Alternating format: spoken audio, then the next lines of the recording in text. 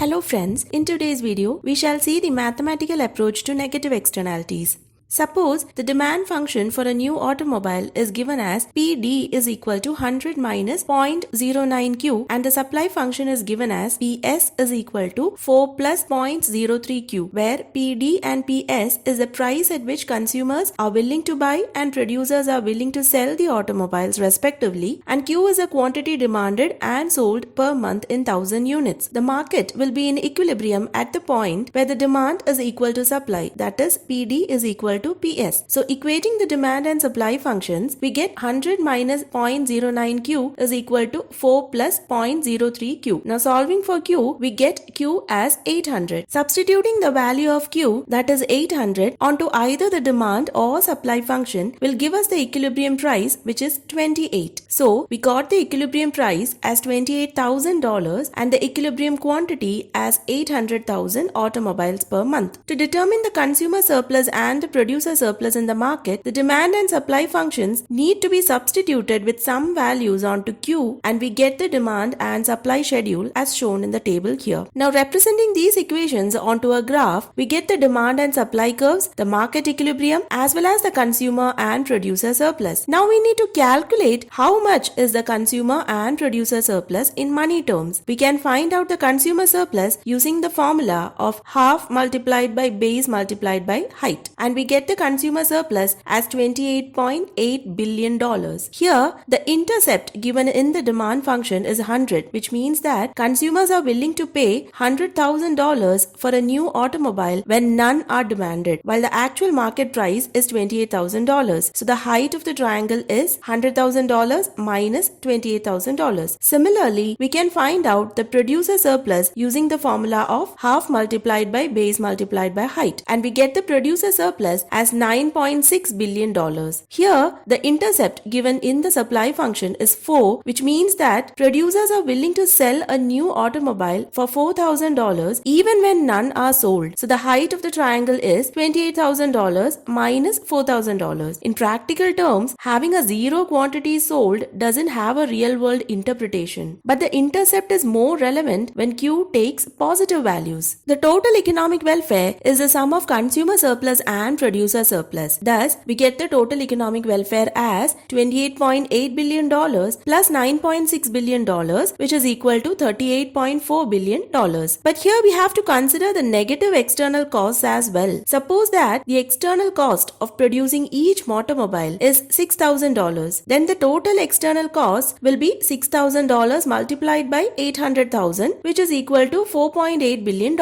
Now this external cost needs to be subtracted from the total economic welfare, and thus we get the total economic welfare as $33.6 billion, which is the new net social welfare. Subtracting the external cost from the total benefits provides a net social welfare, which gives a more comprehensive picture of the economic activities' impact on the society. To internalize this externality, the government imposes a tax of $6,000 per automobile on the firms, which is exactly equal to the external cost. This would shift the supply curve upwards by $6,000. Thus, the intercept value of the new supply curve with tax will be $10,000. This change is reflected in the supply function as well. So the new supply function with tax is PS is equal to 10 plus 0.03Q. Now to determine the socially optimum quantity, the new supply function with tax is equated with the demand function, that is 100 minus 0.09Q is equal to 10 plus 0.03Q, and solving for Q, we get Q as 750. Now equating the socially optimum value of Q, that is 750, onto the demand or supply function will determine the socially optimum price, which is given in the table, and that is 32.5. Thus, the social optimum price, that is the price of each automobile with tax, is $32,500 and the optimum quantity is 7,50,000 automobiles per month. Now we get the new consumer surplus as $25.31 $8.3125 billion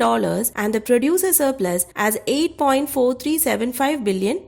And the new total economic welfare is $33.75 billion. Now we can see that the market benefits have clearly decreased when the external costs were incorporated, or say the tax was imposed. Since the damage cost per automobile is still $6,000, the new external costs when 750,000 units of automobiles are produced will be $6,000 multiplied by 750,000 units, which is equal to $4.5 billion. So without internalizing the externality, that is when 800,000 automobiles were produced, the total damage incurred was $4.8 billion, and after internalizing using tax, the production is cut down to 750,000 units and the total damage incurred is $4.5 billion.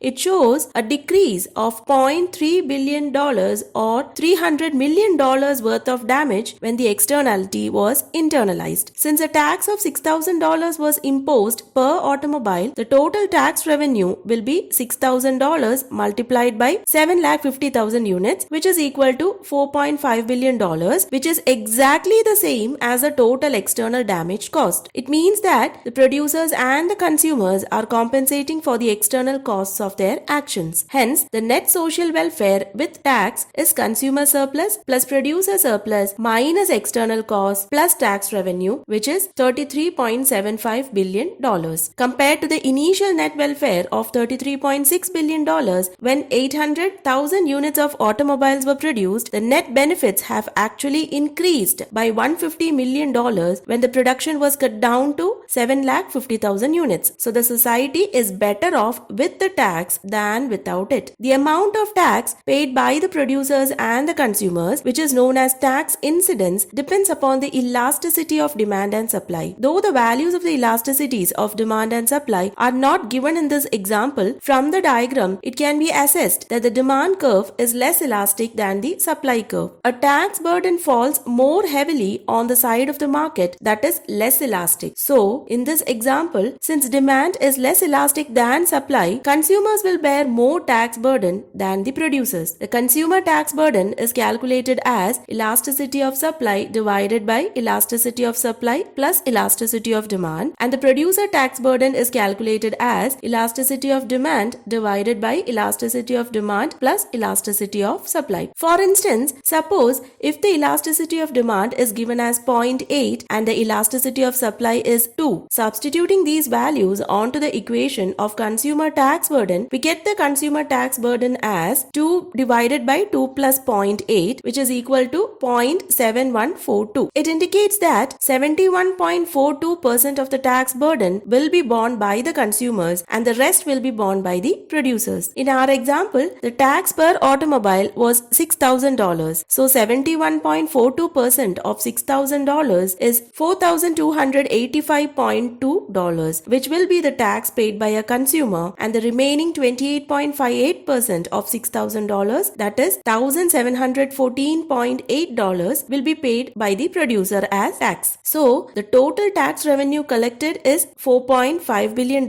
out of which $3.213 billion will be the tax collected from the consumers and $1.2861 billion will be the tax collected from the producers. If you like the video, do subscribe to my channel and share the video with your friends. Thank you.